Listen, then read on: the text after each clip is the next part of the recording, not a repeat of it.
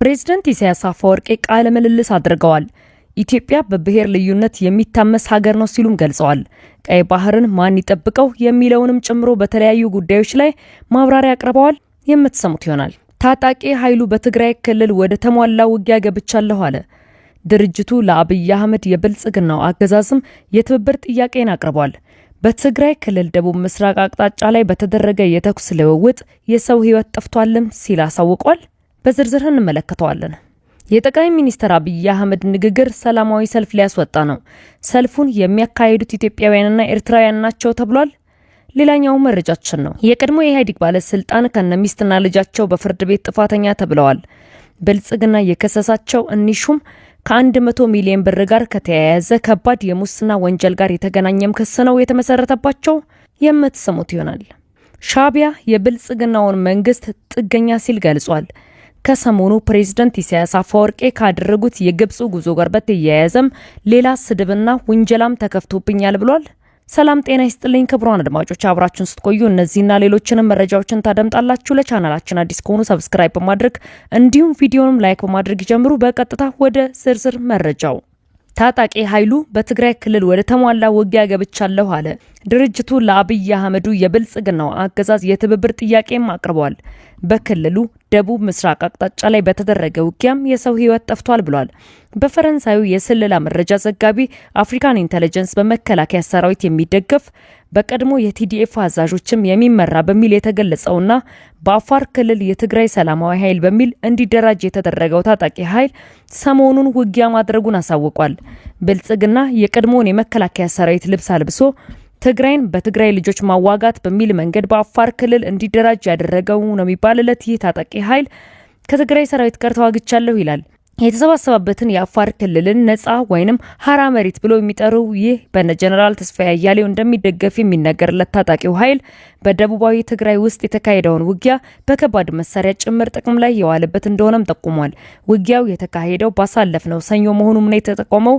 ታጣቂ ኃይሉን በራያ ዘቦና ወጀራት አካባቢ በሚገኘው ኃይላችን ላይ ጥቃት ተሰንዝሮብናል ብሏል። ታጣቂዎቹ ቡድኑ እያሉ የጠሩትን ኃይል ጥቃት ጀመረብን ያሉም ሲሆን የጀመረው ጥቃት በቡድኑ በተላኩት ላይ የማያስፈልግ አሳዛኝ ኪሳራን አድርሷል ብለዋል። በደረሰው ኪሳራም ኃይላችን ሀዘኑን እየገለጸ በማይመለከታቸው ጦርነት ገብተው መስዋዕትነት የሆኑትንም ወንድሞቻችንን ገነትን፣ ለቤተሰቦቻቸው ደግሞ ጽናትን እንመኛለን ሲልም ቲፒኤፍ እያለ ራሱን የሚጠራው ኃይል በመግለጫው ላይ ጠቅሷል። በአፋር መሬት ውስጥ እንደተደራጁ የሚገልጹትና ራሳቸውን ግን ሀራ መሬት ላይ የሚገኝ ኃይል ብለው የሚገልጹት እነዚህ ታጣቂ ኃይሎች ወጀራትና ራያ አዘቦ ለምን እንደሄዱና እዛም ጥቃት እንደተከፈተባቸው ባወጡት መግለጫ ላይ አልጠቀሱም። ቡድኑ ሲሉ የጠቀሱትን አካል ግን የሻዕቢያ ኃይል ነው፣ ህዝብንም የካደ በባዶ እብሪት የሚንቀሳቀስ ሲሉ የገለጹት ሲሆን የደበቁትን መሳሪያ እያወጡ እንደሆነም ገልጸዋል። ከ3 ወራት በፊት ፊልድ ማርሻል ብርሃኑ ጁላ የተደበቀ ታንክና መድፍ እየወጣ ነው፣ እርሱን ሰጥታችሁ ተገንጠሉ ሲሉ የተናገሩትን በሚያጠናክር መልኩ ይህንኑ ቡድኑ ያሉትን አካል ስትራቴጂካዊ መሳሪያዎችን እንደደበቀ ባወጡት መግለጫ ላይ ጠቁመዋል። በዚህ መልኩ ፊልድ ማርሻል ብርሃኑ ጁላ የገለጹትን ጉዳይ በሚገልጽ አካኋን የወጣው ታጣቂ ኃይሉ መግለጫም ቡድኑ ከሰላም ስምምነቱ በኋላ የደበቃቸውን ታንኮች፣ መድፍ፣ ዙ-23 ሮኬት በማውጣት ጥቅምት 25 2018 በኃይላችን ላይ የከባድ መሳሪያ ጥቃት ወደ ውጊያ ተሸጋግሯል ሲሉም ገልጸዋል። ይህ የተጀመረው ውጊያ ለስሙ ቲፒኤፍ ላይ ያነጣጠረ ቢመስልም ዓላማው ግን የፕሪቶሪያው ሰላም ስምምነትን መጣስ ነው ሲልም ቲፒኤፍ ላይ ተኩስ መክፈትን የደቡብ አፍሪካው ስምምነትን መጣስ እንደሆነ አብራርቷል። የብልጽግናው አገዛዝ ጣልቃ እንዲገባ የጠየቁት ታጣቂዎቹ የፌዴራል መንግስት ቡድኑን እሽሩሩ እያለው የልብ ልብ እንዲሰማው አድርጎታል። ስለሆነም የፕሪቶሪያውን ውል በጣሰው ኃይል ላይ አስፈላጊ የተባለ ማስተካከያን ያድርግ ሲሉም ጥሪ አቅርበዋል። እንዲህ ያሉ ትጥቅ ያነሱትና ኃይሎች ጭምር በትግራይ ክልል ውስጥ እንቅስቃሴያቸውን እንዲገፉበትና የትግራይ ልጆችንም ለማገዳደል እየሰራ እንደሆነ የሚነገርለት የኦህዴድ ብልጽግናም በፊልድ ማርሻል ብርሃኑ ጁላ በኩል ሰሞኑን በሰጠው መግለጫም ይህንኑ ሲያበረታታ እንደነበር አይዘነጋም። ይህ በእንዲህ እንዳለ ፕሬዝዳንት ኢሳያስ አፈወርቂ ቃለ ምልልስ አድርገዋል። ኢትዮጵያ በብሔር ልዩነት የሚታመስ ሀገር ሲሉም ገልጸውታል። ቀይ ባህርን ማን ይጠብቀው የሚለውን ጨምሮ በተለያዩ ጉዳዮች ላይም ምላሾችን አቅርበዋል። የኤርትራው አገዛዝ መሪ ኢሳያስ አፈወርቂ ለ5 ቀናት የቆየ ቆይታን በግብጽ አድርገዋል። ያንኑ አጠናቀው ወደ ሀገራቸው ተመልሰዋል። ከዛ አስቀድመው ግን ከግብፁ አልቃሂራ ጋር ቆይታ አድርገዋል። በበርካታ ቃለ ምልልሶች እንደሚያደርጉት ሁሉ በዚህኛውም ለአፍሪካ ቀንድና በጥቅሉ የአፍሪካ ችግሮች ዋነኛ ተጠያቂውን አካል ምዕራባውያን አድርገው አቅርበዋል። ግብፅን እንደ ጎረቤታችን ነው የምናያት፣ ስትራቴጂካዊ አጋራችን ናት የሚሉት ኢሳያስ እኛ በቀይ ባህርም በናይልም የምንተሳሰር ሀገር ነን እያሉ ሲያብራሩም ተደምጠዋል። የአፍሪካ ቀንድ ቀጠና በችግርና በቀውስ የተሞላ ነው ብለው ማሳያ ካደረጓቸው ሀገራትን መካከል ደግሞ አንዷ ኢትዮጵያ ሆናለች። ፕሬዝዳንት ኢሳያስ አፈወርቄ የከበቧቸውን ሀገራትን የቀውስ ስለመሆናቸው አንስተዋል። ሶማሊያ 3000 ኪሎ ሜትር የባህር ዳርቻ አለው። በሶማሊያ ያለው ችግርም የሶማሊያ ብቻ ሳይሆን የቀጠናው ብሎም የዓለም አቀፉ ችግር የሚሆነውም ለዚሁ ነው ሲሉም አንስተዋል። ሱዳንም የሚታወቅ ነው በግልጽ ጦርነት ላይ ነች የሚለውንም አብራርተዋል። የመንን ጨምሮ እያነሱ የዚህ ሁሉ ችግር መሰረታዊ ምክንያት የውጭ ጣልቃ ገብነት ስለመሆኑም አቅርበዋል። ባለፉት 80 ዓመታት በብሔር፣ በሃይማኖት፣ በፖለቲካ አመለካከት ጣልቃ ይገባበታል በማለት ቀይ ባህርን መከላከል የባለ ሀገራት ዋነኛ ኃላፊነት ነው የሚሉት የአስመራው ሰው ዓለም አቀፍ የውሃ ስምምነቶችን የማስተግበር ደህንነቱንም የማስጠበቅ ኃላፊነትም የኛ የቀይ ባህር አባል ሀገራት እንጂ የሌላ ሀገር አይደለም ሲሉም ነው የተሰሙት። ሶማሊያ የባህር ዳርቻዋን የመጠበቅ፣ ጅቡቲም የባህር ዳርቻዋን የመጠበቅ፣ ኤርትራም የባህር በሯን የመከላከል፣ ሱዳንም፣ የመንም፣ ሳውዲ አረቢያም በተናጠልም በጋራም ይህንን የቀይ ባህር የመጠበቅ ብቃትም ኃላፊነትም አለብን እያሉም ቀጥለዋል። ኤርትራ በዚህ ቀጠና የባህር ዳርቻ የባህር ኃይል ቤዝ ሌሎች ሀገራት እንዲኖራቸው መፍቀድ አለመረጋጋትን መጋበዝ ነው ብላ ታምናለች ሲሉ የሚያቀርቡት ኢሳያስ ትንሽም ይሁን ትልቅ ሀገር የራስንም የቀጠናውንም ሰላም ማስጠበቅ የራሳችን ኃላፊነት እንጂ ሌላ ሀገርን መጋበዝ ምክንያት መፈለግ እንደ ድክመት እንደሚቆጥሩትም ጠቅሰዋል። ሱዳንን በማሳያነት አንስተው የውጭ ኃይሎች መፈንጫ በመሆኑ ነገሩን ውስብስብ አድርጎታል። እኔ የኤርትራ ፕሬዝዳንት ነኝ። በሱዳን ሰላም ጉዳይ ላይ መወሰን አልችልም። ሌሎችም እጃቸውን ሲያወጡን መፍትሄ የሚያገኙት በማለትም አስረድተዋል። በጎረቤት ሀገራት ጦርነቶች በቀጥታ የሚሆን በተዘዋዋሪ እጃቸውን የሚያስገቡት ኢሳያስ አፈወርቄ አሁንም በሱዳኑ ጦርነት ታጣቂ ኃይል አሰልጥነው ልከው ሌሎች ሀገራትን ደግሞ ጣልቃ አትግቡ ሲሉ ተደምጠዋል። ከዛም በሱዳን ያለው ሁኔታ ላይ የ21ኛው ክፍለ ዘመን የባሪያ ንግድ ነው ብለው የራሳቸውን ዜጋ በተመሳሳይ ሁነት ውስጥ እየገዙ ያሉት ሰው ማብራሪያቸውን አሰምተዋል። ፕሬዝዳንት ኢሳያስ አፈወርቄ አብዝተው የወቀሱት ተቋምም የአፍሪካ ህብረት ሆኗል። ከተመሰረተ ከ6 አስርተ ዓመታት በላይን ያስቆጠረ ቢሆንም ነገር ግን የከሸፈ ተቋም ነው በማለት ይህ በእንዲህ እንዳለ የጠቅላይ ሚኒስትር አብይ አህመድ ጦረኛ ንግግር ሰላማዊ ሰልፍ ሊያስወጣ ነው። ሰልፉን የሚያካሂዱት ኢትዮጵያውያንና ኤርትራውያን ናቸው ተብሏል። ባለፉት ዓመታት ያልተቋረጠ ጦርነት ውስጥ የከተቷትን ሀገር የሚመሩት ጠቅላይ ሚኒስትር አብይ አህመድ ፓርላማውንም የጦርነት ሪፖርት ማቅረቢያና የወረራ መተንተኛ አድርገውትም ቀጥለዋል። ገደልኳቸው፣ ማረኳቸው፣ ጀግና ጀነራሎች ተቆጣጠሩት፣ ደመሰስኳቸውና አሸነፍኳቸው የሚሉትን ጉዳይም ለማቅረብም በአመት 3 ጊዜ ፓርላማ የሚገኙት ጠቅላይ ሚኒስትሩ ስለ ጦርነትና ውጊያ ሲያብራሩ ሲነቃቁ ነው የሚስተዋሉት። ሰሞኑን በሀገር ውስጥ እያካሄዷቸው ካሉ ጦርነቶች ባሻገርም ወደ ኤርትራም ውጊያ ለመክፈት የሚያስችሏቸውን ምክንያቶችን ሲደረድሩና በየአመቱም አንድ ኤርትራን የምትወልደው ኢትዮጵያን የሚያስቆማት እንደሌለም ሲገልጹ ነው የተሰሙት። በዚህም በቅርቡ በፓርላማ ማስጠንቀቂያ የሰጡት ጦርነት እንደሚካሄድና ውጊያም እንደሚከፈት ሲናገሩና ይህም በማንኛውም ሰዓት ሊጀመር እንደሚችል ሲናገሩ መደመጣቸው የሚዘነጋ አይሆንም። ይህን ጦርነት ቀስቃሽ ንግግራቸውን ተከትሎ ሰላማዊ ሰልፍ የተጠራ ሲሆን ሰልፉም ጦርነትን የሚቃወምና የአብይ አህመድን ንግግር የሚያወግዝ ነው ተብሎለታል።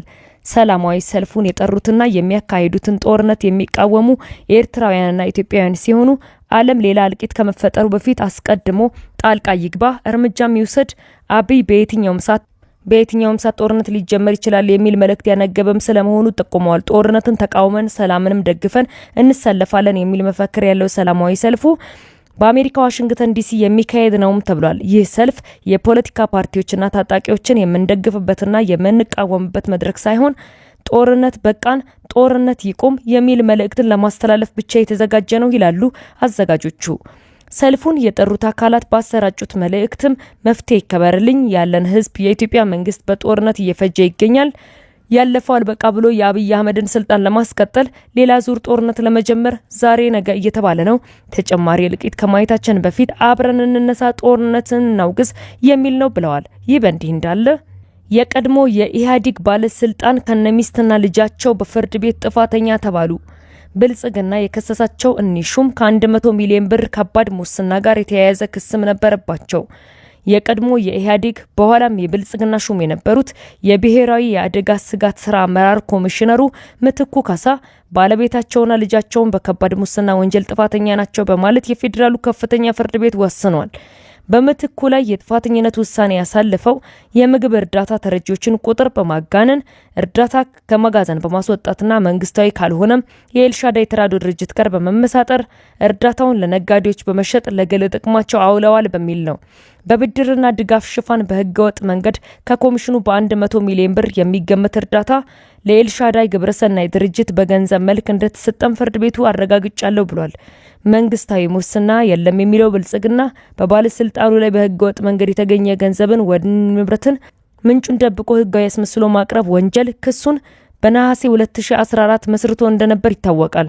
በዚህ ክሱ ዝርዝር ላይ እንደተመላከተው አቶ መላኩ ካሳ የኤልሻዳይ ሪሊፍ ኤንድ ዴቨሎፕመንት አሶሲዬሽን ዳይሬክተር የማነ ወልደ ማርያምና ከሌሎችም ሰራተኞች ጋር ያልተገባ የጥቅም ግንኙነትን በመፍጠር በሺዎች በሚቆጠሩ ተረጂዎች ስም እንደዚሁም የተረጂዎችን ቁጥር በማጋነን ለበርካታ ጊዜ የምግብ ቁሳቁሶች ከኮሚሽኑ መጋዘን በማውጣት ለተረጂዎች ሳይደርስ ለዱቄት ፋብሪካዎችና ለሌሎችም ግለሰቦች በመሸጥ ህገወጥ ጥቅም ሲያገኙ እንደነበርና ለዚህም ስራ አቶ ምትኩ ካሳ በቤተሰቦቻቸው ስም ከኤልሻዳይ ድርጅት በተለያየ ጊዜ የፈጸሙት ነው ይላል። በዚህም በአማራ፣ አፋር፣ ኦሮሚያ፣ ደቡብ ክልሎች ውስጥ የሚገኙ የግብረሰናይ ድርጅቱ ማዕከላት የተረጂዎችን ቁጥር በማጋነን ምግብና ምግብ ነክ ያልሆኑ ቁሳቁሶችን ከኮሚሽኑ በመውሰድ ለተረጂዎችም ሳይደርስ በመሸጥ ለግል ጥቅም ማዋል፣ ብድርና ድጋፍንም በሚል ሰበብ በህገወጥ መንገድ ከኮሚሽኑ በ100 ሚሊዮን የሚገመት ለእርዳታ ድርጅቱ በገንዘብ መልክ መሰጠቱን በክሱ አመላክቷል። በተለይም 600 ኩንታል ስንዴ፣ 41000 ኩንታል በቆሎና ሌሎችም ከተራድኦ ድርጅቱና የብሔራዊ አደጋ ስራ አመራር ኮሚሽን ጋር በመመሳጠር እርዳታውን አዳማ ለሚገኝ ዱቄት ፋብሪካ መሸጡም ተጠቅሷል። የአቶ ምትኩ ልጆችና ቤተሰቦቻቸውን በተመለከተም በስማቸው ተገዝተው የተገኙ ተሽከርካሪዎችና መኖሪያ ቤቶች መኖራቸውን በክሱ የተጠቀሰ ሲሆን በህገወጥ መንገድ የተገኘ ገንዘብን ወይንም ንብረትን ህጋዊ አስመስሎ ማቅረብ፣ በሌሎችም ተከሳሾች ላይ በየደረጃው የወንጀል ተሳትፏቸው በክሱ ተዘርዝሮ ተካቷል። ባለስልጣኑ ክሱ ከደረሳቸው በኋላም በክሱ ላይ የተጠቀሰው የወንጀል ድርጊትን አለመፈጸማቸውን ገልጾ ማስረዳታቸውም ይታወቃል። ይሁን እንጂ ፍርድ ቤቱ ጥፋተኛ ብሏቸዋል። ይህ በእንዲህ እንዳለ የአስመራው መንግስት ለብልጽግናው ፓርቲ የሚሰጠውን ምላሽ እንደቀጠለ ይገኛል። ከሰሞንኛው የፕሬዝዳንት ኢሳያስ አፈወርቄ የግብጽ ጉዞ ጋር በተያያዘም ተሰነዘረብኝ ያለውን ስድብ በተመለከተም እንዲሁ ምላሹን ሰጥቷል። የብልጽግናው መንግስት በተደጋጋሚ ባሰማራቸው ጀነራሎቹ የብልጽግናው ሹማምንትና የሚዲያ ሰራዊቱ አማካኝነት ዘመቻዎቹ ሁሉ ኤርትራ፣ ሻቢያ፣ ኢሳያስ የሚሉ ከሆኑ ሰነባብተዋል። ከሰሞኑ እንኳን ፊልድ ማርሻል ብርሃኑ ጁላና ባጫ ደበሌ በተከታታይ መሰል ንግግሮች ማድረጋቸው የሚታወስ ነው። ለእነዚህ ሁለት ጀነራሎችና ለብልጽግናው ሰዎች ምላሽ ሲሰጥ የሰነበተው ሻቢያም አሁንም ፕሬዝዳንት ኢሳያስ አፈወርቄ አደረጉት ካለው ጉዞ ጋር በተያያዘም የቀረበውን ውንጀላ በተመለከተ ምላሽ ለመስጠት ተከስቷል።